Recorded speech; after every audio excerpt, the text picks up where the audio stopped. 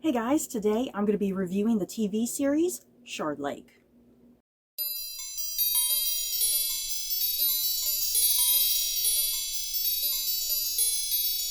So, a quick warning before I head into my thoughts and feelings on this TV adaptation of Shardlake. I do not plan on having any spoilers in this video, either in regards to the show itself or to the book that the show is based off of. So, yeah, if you have not seen the show, you should be able to watch this video safely, I hope. So, what is Shardlake about? It is based off of the very first book in the Shardlake series by C.J. Sansom. And there are currently 7 books in the series, and I think that will be it in the series because as I was doing research, kind of jogging my head about the book series, I found out that C.J. Sansom, he died recently, you guys, and I was like, oh no, so yeah, we're definitely not going to get any more books in the series. Speaking of the book series, as I just said, this first season is based off of the very first book in the series called Dissolution, and here's the thing, I own all 7 books in the series, but I've only read 2 of the books in the series, and not even in order. Weirdly enough, the very first book that I read from this series was, I believe, the 4th book, which is called Revelation. And I had no idea it was part of a series when I first got the book. It was a book that was like at Barnes & Noble, and it was for cheap, and I read it, and then I found out, you know, kind of while I was reading the book, I was like, oh, this is part of a series. But the thing is, you can read all of these books. It probably is best that you do read them in order, but I honestly don't think you have to read them in order because there's not really anything in particular that totally, absolutely carries over, because even when I read the 4th book first, I was never confused. So that's a good thing. So yeah, I read the 4th book first, which was Revelation, and then, like a couple years later after the fact, then I read the first book in the series, which is Dissolution. And both books I just thoroughly loved and enjoyed, and I am a sucker for all things Tudor England, you guys, and especially Tudor England, and throw in some mystery thriller and murder elements. Ooh, I love it. So, the book information out of the way, what is the actual show about? First of all, it's 4 episodes on Hulu, so very easy to get through. I binged all 4 episodes in one chunk, you guys. And I was not bored. I thought the pacing of this show was really, really good, because I never was sitting there, you know, scrolling my mouse around to look at the time, you know, where I was at an episode. So I was never bored with the show. Like I said, I binged all 4 episodes in like one go on Hulu. I was enjoying it that much. What the show is actually about, it's during the dissolution of the monasteries under King Henry VIII, and lawyer Matthew Shardlake is sent by Thomas Cromwell to investigate the death of a commissioner in a remote monastery in Scarnsey. Intrigue, chaos, craziness. It's wonderful. As I've already hinted, I did really highly enjoy these 4 episodes, and I'm really glad that it was only 4 episodes. I was kind of worried that the show would like linger out way too long, because the first book in the series, it's a very tiny thing. It's not a very thick book by any means. It's a very tiny book. So I'm glad this was only 4 episodes, and I think they were able to adapt pretty much everything that I recall from that first book. I did do some quick research before heading into this video, because while I was watching the show, there was just certain things that I was like, okay, I remember, even though it's been years since I read Dissolution, even though it's been years, it's like I still was recalling certain memories.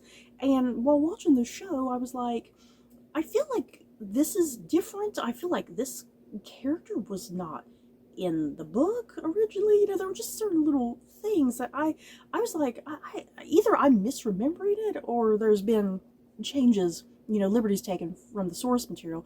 And yeah, there were definitely some liberties taken with the source material. Because like one character in particular, I found out, is actually not even in the first book. He doesn't even show up until actually the second book. And that was one of the big things that was kind of driving me nuts while I was watching the show, because I was like, I just do not remember this guy in the first book. Am I crazy? Am I weird? I'll kind of get into that later. I highly enjoyed these 4 episodes. As I said, I think the pacing was pretty good. But at the same time, I think the pacing got a little too rapid and quick, because kind of right there near the end, all of a sudden, Matthew Shardlake, everything is just solved. He goes all law and order all of a sudden right there at the very end, and he lays out all the facts and all the material that he has and all the evidence, and all of a sudden it turns into Law and Order right there at the very end of episode 4, and things just happen so quickly, and I feel like the ending was just quick and kind of abrupt, and it kind of just ended, and I was kind of left at the very end as the credits started rolling for the final episode. I was like, that's it, I want more, I'm not ready. But I still found all 4 episodes just be really fun and entertaining, super intense. It's not the most action-packed of shows. You know, it's taking place during Tudor England. There's only so much crazy action that could happen, you know. A lot of the intense action is just mostly through dialogue and people kind of, you know, sneaking around in dark corners of the monastery, you know, and people being suspicious of other people. That's really what the action of the show is. And I love the overall general atmosphere. You know, we're in a remote monastery, for crying out loud. It's really colorless and dull and really just gray. It is so gray. This show is so gray. And then I love the fact that Matthew Shardlake, our main character, I love the fact that he's in that. I think he tends to kind of wear this nice kind of bright blue doublet. It's like that's a nice little splash of color in the show because there's so much gray. But yeah, it's very atmospheric, and yeah, there's all this kind of just this really thin veil of fog that's kind of just constantly in any given scene. But I think they kind of have a veil of fog going on, not only for atmospheric purposes, but there is kind of a certain degree of CGI going on in this show, especially with the monastery and, you know, surrounding areas, you know, to give it that kind of authentic historical feel as best as it possibly can. So yeah, I think there's kind of a thin little veil of mist kind of floating around on occasion to kind of hide the CGI, because I have a feeling the budget for the show is very, very minimal. And in general, I found this to be a pretty high quality production. You know, no, it's not like Game of Thrones with, you know, like millions and millions and millions of dollars, you know. It's not like that type of budget, but the budget that it does have, I think it puts it to really good use, and I appreciated it, and I think it looked really good. It didn't look cheap, I guess. I guess that's what I'm trying to say. To me, it didn't look cheap, and nothing like bothered me about like the costuming or the locations or anything like that. So, moving down my list of notes here, talking about the main type of characters you're going to see in this show really quickly.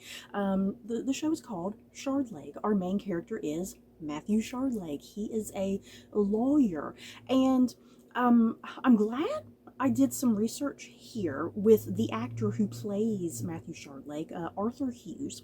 In the books, in the Shardlake books, Matthew Shardlake is described as having scoliosis. And yeah, in the context of the time period, you know, scoliosis would not have been the word used. In the books, he is very often referred to as a hunchback or a crookback. People often use those terms towards him in the books and try to demean him and whatnot, and you know, he doesn't let that get to him. You know, he rises above, you know, the foul names, which I admire him for. You know, he doesn't let himself get bothered. You know, it's like he knows he's a super smart, intelligent guy. Screw everybody else. You know, they're just jealous of his intelligence. So yeah, that's a big part of his character that he does have. He has pretty bad scoliosis, as kind of what's described in the book, and yeah, the show does have him with the scoliosis. But not only that, actor Arthur Hughes, when I was kind of looking up information about him, because I was curious, I was like, does he really have scoliosis? Arthur Hughes does not have scoliosis through the research that I did really quickly. He himself does not have scoliosis, but he does have what is called radial radial dysplasia, and yeah, with his arm, if you notice on the show, it kind of looks a certain way, and he holds it a certain way. That is a real disability that Arthur Hughes has, and I really appreciated that this show cast an actor with an actual disability.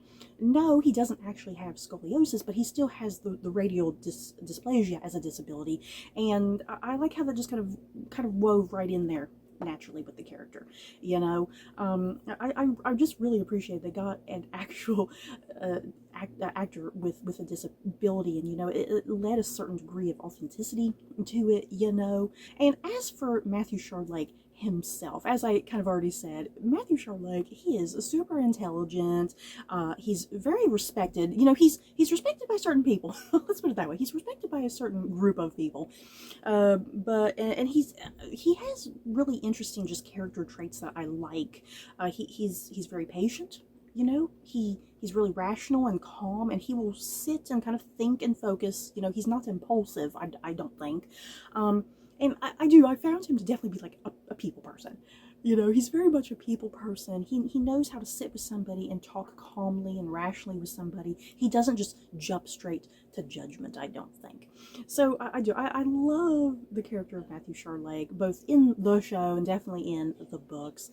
And just such a wonderful performance by Arthur Hughes, I think. I'm just so glad that he got a role like this, you know, and he pulls it off so wonderfully well and confidently. And another big thing with Shardlake as a character, because he is hired by Thomas Cromwell. Thomas Cromwell is like one of the top advisors to King Henry VIII at this time period. And Thomas Cromwell is one of those real life historical figures that there's so much debate and controversy with him, because I think through a good majority of history, Thomas Cromwell has often been viewed as kind of like as a big villain of this time period, and been definitely responsible for the fall of Anne Boleyn and whatnot. But then you have something like Hilary Mantel's Wolf Hall trilogy, which I just recently read earlier in the year. You have something like that seeks to kind of redeem the name of Thomas Cromwell and kind of express to the reader that, hey, this guy, he was complex, he was flawed, he's not like this straight out villain that history has kind of turned him into, you know. Yes, he was responsible for a lot of the big pivotal things that went down during this time, but yeah, there's much more to the man than just him being a traditional villain, you know. So Matthew Shardlake is hired by Thomas Cromwell, who is played by Sean Bean in this series, yay, and the Reformation is going on during this time period, and Anne Boleyn has been dead, I think, about a year. I think, if I got my dates right here, I think Anne Boleyn has been dead for about a year at this point, and you definitely get the idea that Thomas Cromwell was behind the fall of Anne Boleyn, that he believes she was guilty. Well, here's the thing, he doesn't really care if she was guilty or not, you know? He doesn't really care if she was guilty or not, but he wants other people to believe in her guilt. And Matthew Shardlake is one of these people who is convinced by that guilt of Anne Boleyn. He assumes and thinks that Anne Boleyn was guilty, and yeah, he is really into the Reformation alongside Thomas Cromwell. Shardlake really idolizes and admires Thomas Cromwell kind of at the start of this book. So that's another really interesting facet with Shardlake's character as you progress through all 4 of these episodes, because little bits of details kind of start emerging within the narrative and within the plot and within the murder mystery. And Shardlake starts to realize that perhaps his hero and idol, Thomas Cromwell, is not all who he says he is. You know, should he be worshipping this guy? Is there things wrong within the system? And yeah, who is profiting at the end of the day? Because a big thing during the Reformation under King Henry VIII is the thing of the dissolution of the monasteries, and taking all that wealth and the land and the property, and the thing of distributing it out, but it's not really being distributed out. It's kind of going right back into like the funds of the monarchy, you know. And so who is that really supporting at the end of the day? It's not really supporting the poor and the hungry and the homeless. So that's a big, huge part of this show is Shardlake kind of starting to understand and realize the true nature of Thomas Cromwell as Thomas Cromwell is presented in this show. So I loved that whole thing going on. And let's see, another major character in this series is the character of Jack Barrick, played by Anthony Boyle. And you guys, Anthony Boyle is having like a wonderful 2024. Let's be real. Not only is he in this series, but I also just recently watched him in the Manhunt TV series where he played John Wilkes Booth, you know, the assassin of Abraham Lincoln. I loved Anthony Boyle in Manhunt, you guys. Dear God, I loved him. And I've not watched Masters of the Air, but apparently Anthony Boyle is also in Masters of the Air, so apparently I need to watch that show too. So Anthony Boyle is having a fabulous 2024, okay? And I loved him as the character of Jack Barrick. Now, I mentioned very, very quickly at the top of this video that I had to kind of refresh my memory about how certain things were going on in this book, because there were certain elements that I was like, I just don't remember this. And Jack Barrick is one of those things. I kept thinking, watching the whole show, I was like, I just don't think Jack Barrick is in this first book. I very clearly remember him in the fourth book, but I was like, I think it was just a completely other character that joined Shardlake on his journey into the monastery, you know? And I did, with the quick research I did, yeah, Jack Barrick is not in the very first book. They decided to introduce his character earlier into the show, so that way, you know, Anthony Boyle can continue into further seasons, and they don't need to cast like a whole nother character and whatnot, you know, they already have Anthony Boyle good to go. I definitely didn't mind that liberty being taken, you know, having a character from book 2 being brought into the first season of this show, you know, it worked, you know, it totally worked. And yeah, his plot kind of still remained the same as the character from the book, I believe, with some little subtle changes here and there. But yeah, Anthony Boyle is Jack Barrick, you guys. His character, Jack Barrick, he works for Thomas Cromwell as well, and just like Shardlake, Jack very much idolizes and worships Thomas Cromwell, if not more so. And he kind of, it makes him and Shardlake really good foils to one another. You know, what Shardlake believes, and, you know, the evidence and proof that Shardlake is gathering, and then kind of versus what Barrick kind of sees and witnesses, that only kind of reconfirms what he feels at times, you know. So I liked their two opposing natures, you know, Shardlake and Barrick. I love their two opposing natures and how they are in the middle, that they agree with Thomas Cromwell at some point, but then yeah, that divide, you know, there starts to become a divide there with how they view Thomas Cromwell over the course of 4 episodes. But yeah, Jack Barrick, as I said, works for Thomas Cromwell, and I love this character. He has such a fun time with this character. Barrick is playful, rambunctious. He's totally a playboy, thinks he's a ladies' man. He's very, very impulsive, you know, compared to Shardlake, who's, I think, a bit more in control of his feelings and his inner nature, you know. Jack is very, very impulsive and quick to just judgment and action. And yeah, I like that they kind of revealed certain things about Jack Barrick and gave him kind of some deeper lore and history and mystery that gets kind of developed, I think, by about, what, episode 3, which was really great. So yeah, I loved Anthony Boyle, you guys. And as I've been saying, I've been talking to death about Thomas Cromwell, played by Sean Bean. Sean Bean is like in 2 episodes for like maybe a grand total of like 10-15 minutes, if even that. Yeah, Thomas Cromwell being an advisor to Henry VIII during this time period, pretty much heading the whole dissolution, responsible for the downfall of Anne Boleyn. And I loved how pivotal the downfall of Anne Boleyn plays into this narrative. It's a huge thing that I kind of forgot about. But yeah, as I was kind of, I got my copy of the book and I kind of started skimming through it, and it was jogging my memory about, you know, yeah, the whole plot with Anne Boleyn is really, really huge and pivotal. So yeah, the history nerd in me, I just love that sort of thing, you know, playing with the real history into the narrative. Yeah, I liked Sean Bean in this. Sean Bean is Sean Bean. what more can you ask for? Yes, he's totally underused, but that's kind of how this character is. You know, Thomas Cromwell as a character in this book series, you don't really see much of him anyway. He's kind of just there telling Shardlake what to do. But I liked Sean Bean for the most part in this role.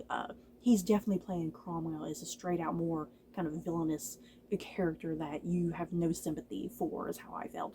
And then your last character is a character named Alice, played by Ruby Ashbourne Sarkis, and she works at the monastery, just kind of helping helping the brothers out and being there for a medical assistance or whatever. She's kind of just always there, floating around, doing kind of miscellaneous things within the monastery. I adore Ruby Ashbourne Sarkis, yeah, guys. Everything I've kind of seen her in so far, I always love her characters, and she's such a great actress. I need her to be in more things. I think she's getting there. And the character of Alice is very intriguing, very interesting.